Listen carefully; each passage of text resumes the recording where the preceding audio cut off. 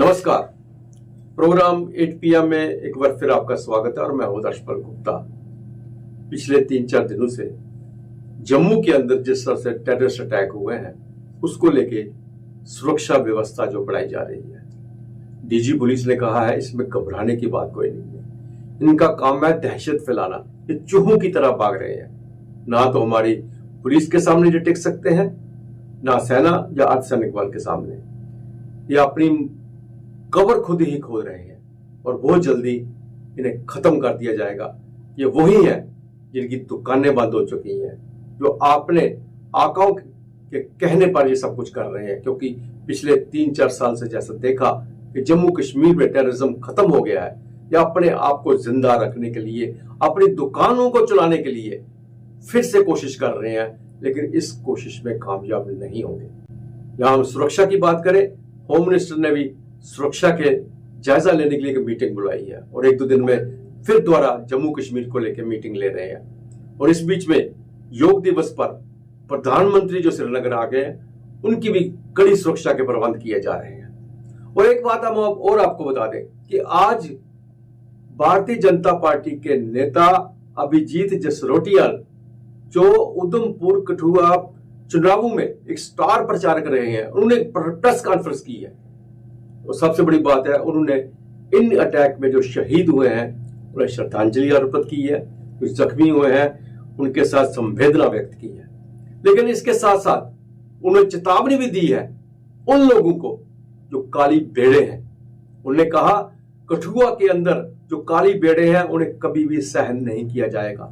ये कठुआ का इतिहास है, वो गद्दारों को कभी छोड़ते नहीं है, क्योंकि अगर कोई सीमा पार से यहां आ रहा है तो उन्हें काली भेड़े मदद कर रही हैं, और काली भेड़े जब भी उनके पता चलेगा उनका अंजाम बुरा होगा। इसके साथ साथ उन्होंने नसीहत दी है उन नेताओं को कि कम से कम मेहरबानी करके जो स्पॉट होते हैं वहां पे मत जाए, घटना स्थल से दूर रहने की कोशिश करें। फोटो सेशन बाद में करवा लें। फोटो सेशन के लिए आप घटना स्थल पर आते हैं और वहां सुरक्षा बलों के लिए एक मुसीबत खड़ी कर देते हैं। सुरक्षा बल आपकी सुरक्षा को देखे या आम लोगों की सुरक्षा को देखे या उन आतंकवादियों से निपटने के लिए करे, इसलिए उनको चाहिए कि वह दूर रहे और बाद में जब मौका मिले तब आके वह फोटो खिंचवा ले। ये अभिजीत जसरोटिया की जो पूरी प्रेस कॉन्फ्रेंस है, हम समाचारों में आपको पूरी की पूरी प्रेस कॉन्फ्रेंस दिखाएंगे। तो आइए अब नजर डालते हैं आज के समाचारों पर। हाल ही में जम्मू में मिलिटेंट अटैक में शहीद हुए लोगों के परिवारों के प्रति बीजेपी जम्मू कश्मीर ठाकुर अभिजीत जसरोटिया ने संवेदना प्रकट की और साथ ही साथ उन्होंने डॉक्टर जितेंद्र सिंह जी का शुक्रिया अदा किया। उन्होंने कहा कि डॉक्टर जितेंद्र सिंह ने खुद इस मुद्दे को लेकर पुलिस और प्रशासन से बात की और इतना ही नहीं, अपनी इम्पॉर्टेंट मीटिंग को छोड़कर उनके कहने पर उनके बीच पहुंचे और उनकी सुध ली। साथ ही साथ उन्होंने अपोजिशन के इरिस्पॉन्सिबल बिहेवियर को लेकर उन्हें आड़े हाथों भी लिया।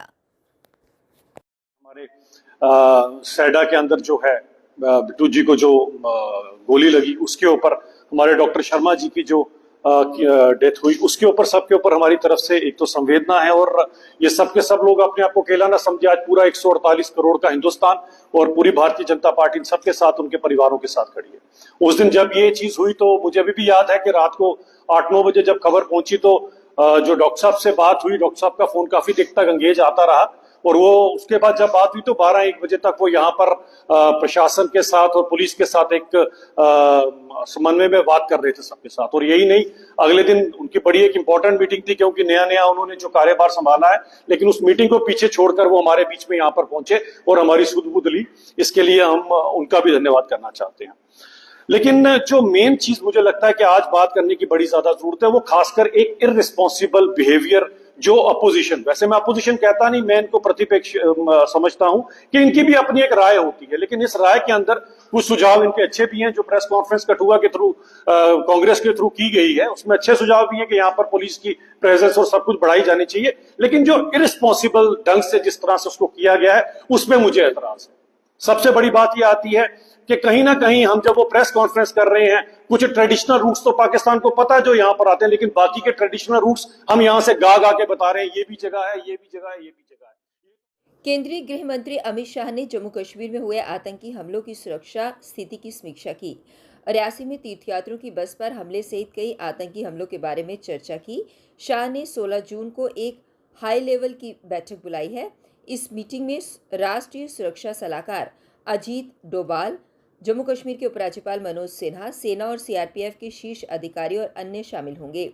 जानकारी के मुताबिक गृह मंत्री को जम्मू कश्मीर की मौजूदा स्थिति और आतंकी घटनाओं के बाद उठाए गए कदमों के बारे में जानकारी दी गई। पिछले 4 दिनों में जम्मू कश्मीर के रियासी, कठुआ और डोडा जिलों में 4 स्थानों पर आतंकवादियों ने हमला किया।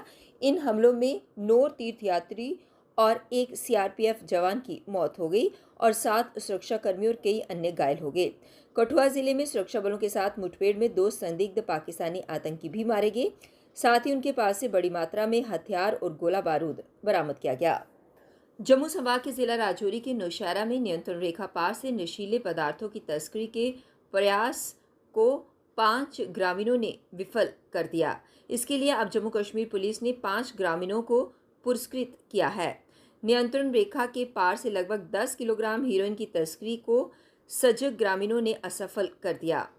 पुलिस मुख्यालय ने ग्रामीणों को उनकी बहादुरी और देशभक्ति पूर्ण कार्य के लिए पुरस्कृत राशि के रूप में 4 लाख रुपए स्वीकृत किए हैं। ग्रामीणों का गांव जम्मू कश्मीर के नौशहरा सेक्टर में एलओसी के पास घुसपैठ रोधी वादा प्रणाली से आगे बढ़ता है। ग्रामीणों ने अपनी सुरक्षा की परवाह किए बिना अप्रैल में 4 नशीले पदार्थों की तस्करों को रोका, जिससे हीरोइन की खेप जब्त की गई, जिसका वजन 9.94 किलोग्राम था। बाद में पुलिस ने तस्करों को गिरफ्तार कर लिया। सीमा पार से मादक पदार्थों की तस्करी में शामिल अन्य लोगों का पता लगाने में पुलिस जुटी हुई है। देश के कोने कोने से बाबा बर्फानी के भक्तों के लिए लंगर लगाने वाली कमेटियों के पहुंचने का सिलसिला शुरू हो गया है। बम बम भोले के जय घोष के साथ बाबा बर्फानी के सेवादार लंगर लगाने के लिए आगे बढ़ गए। पंजाब, हरियाणा से लंगर के अब तक 80 से ज़्यादा वाहन जम्मू कश्मीर में दाखिल हो चुके हैं। ये वाहन बालटाल, पहलगाम और यात्रा रूट के साथ साथ जम्मू कश्मीर और जम्मू पठानकोट नेशनल हाईवे पर जगह जगह लंगर लगाएंगे। वीरवार दोपहर लुधियाना से 4 अन्य लंगर वाहन जम्मू कश्मीर के लिए रवाना हुए, जो देर रात लखनपुर पहुंचे। हरियाणा से लंगर लगाने वाले वाहन के साथ पहुंचे बाबा बर्फानी के सेवादार मनजीत सिंह ने बताया कि वह कई सालों से लंगर लगाते आ रहे हैं। लंगर की तैयारियों को पूरा करने के लिए लंगर वाहनों के पहुंचने का सिलसिला शुरू हो गया है। उन्होंने बताया कि सुरक्षा को लेकर वे पूरी तरह से निश्चित हैं और अपनी डोर भोले बाबा के हाथ छोड़कर अपने भक्तों के लिए लंगर लगाने पहुंचे हैं। यात्रा मार्ग पर जगह जगह लंगर लगाने वाले वाहन अपने अपने राज्यों से निकल रहे हैं, जो इस सप्ताह के अंत तक लखनपुर में पहुंच जाएंगे। मध्य कश्मीर में गांदरबल जिले के तुलमुला में मां रागेना देवी को समर्पित खीर भवानी मेला शुक्रवार को धूमधाम के साथ मनाया गया। मेले में देश के विभिन्न भागों से हजारों कश्मीरी हिंदू पहुंचे। ये मेला सांप्रदायिक सौहार्द का प्रतीक है और कश्मीरी हिंदुओं ने माता की पूजा कर घाटी में सम्मानपूर्ण वापसी की उम्मीदों के दिए जलाए। मां खीर भवानी के दरबार में माथा टेकने के लिए सिर्फ कश्मीरी हिंदू ही नहीं बल्कि उपराज्यपाल मनोज सिन्हा, पुलिस महानिदेशक आर स्वैन, पूर्व मुख्यमंत्री डॉक्टर फारूक अब्दुल्ला, भाजपा के प्रदेश प्रमुख रविंदर रैना और इल्तजा मुफ्ती भी पहुंचे। सभी ने कश्मीर में शांति और खुशहाली की कामना की। स्थानीय प्रशासन के मुताबिक करीब 40,000 श्रद्धालु मां खीर भवानी की उन्होंने पूजा की।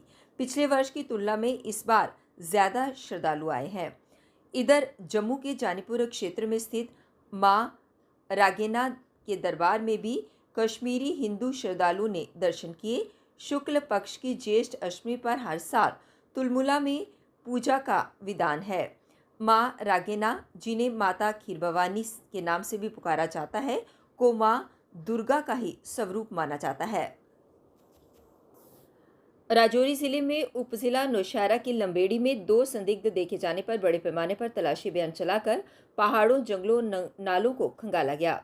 डोडा जिले के परमास में भी संदिग्ध देखे गए। उधर कठुआ के हीरानगर के गांव सोहाल और इसके साथ लगते 1 किलोमीटर दूर एक और गांव सैडा में दिखे संदिग्धों का कोई सुराग नहीं है। सुरक्षा बलों ने वीरवार दोपहर से लेकर शुक्रवार सुबह 10 बजे तक बड़े पैमाने पर तलाशी अभियान चलाया। गांव में क्यूआरटी और बख्तरबंद वाहन बीच बीच में गश्त कर रहे हैं। संदिग्ध दिखने पर हीरानगर में अंतर्राष्ट्रीय सीमा और पंजाब से जुड़ने वाले क्षेत्रों में बीएसएफ व पुलिस ने चौकसी कड़ी कर दी है। शहरी क्षेत्र में भी पुलिस द्वारा 24 घंटे क्यूआरटी वाहन से निगरानी की जा रही है। पंजाब में बीएसएफ के उच्च अधिकारियों की बैठक में सीमा से होकर जाने वाले पाक को सतलुज और रावी नदी के मार्ग पर बीएसएफ के वाटर विंग को सक्रिय करने के आदेश जारी करने के निर्देश दिए गए हैं। हाल ही में जम्मू संभाग में एक के बाद एक 4 आतंकी हमलों के बावजूद माता वैष्णो देवी की यात्रा में किसी तरह की कमी देखने को नहीं मिल रही है। यात्रा को लेकर श्रद्धालुओं का उत्साह और आस्था पूरे परवान पर है।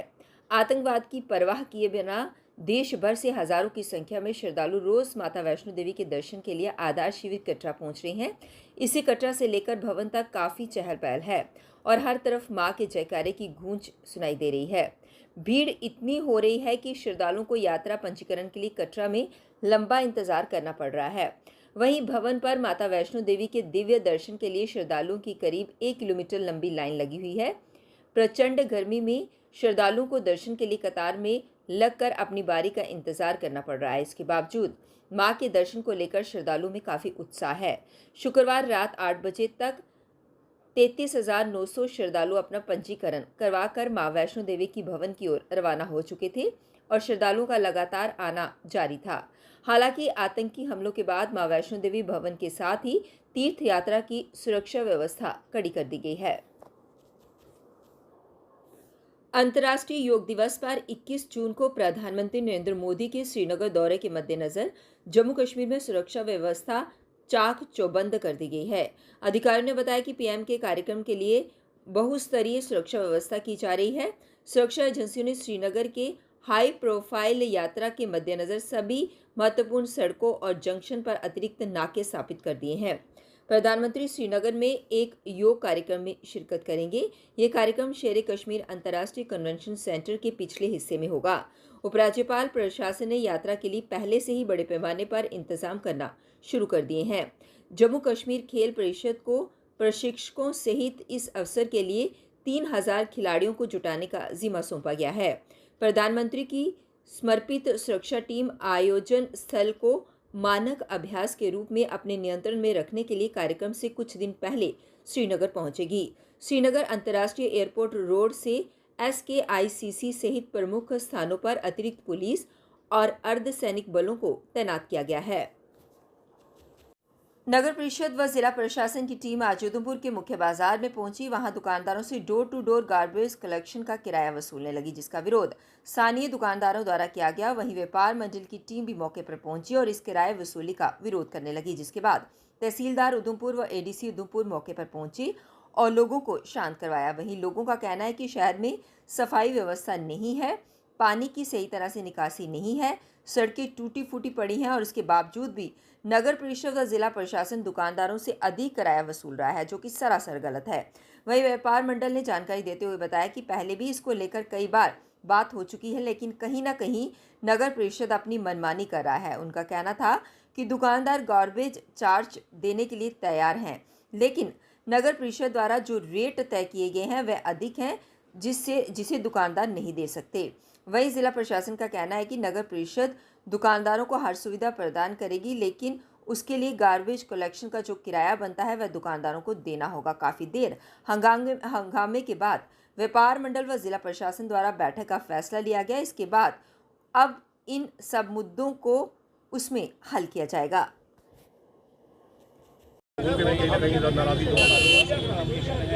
आपने देखा होगा कि यहाँ पे जब से यूज़र फ़ी हमने लागू की है, कमर्शियल इस्टेब्लिशमेंट्स इसमें रेजिस्टेंस दिखा रही थी।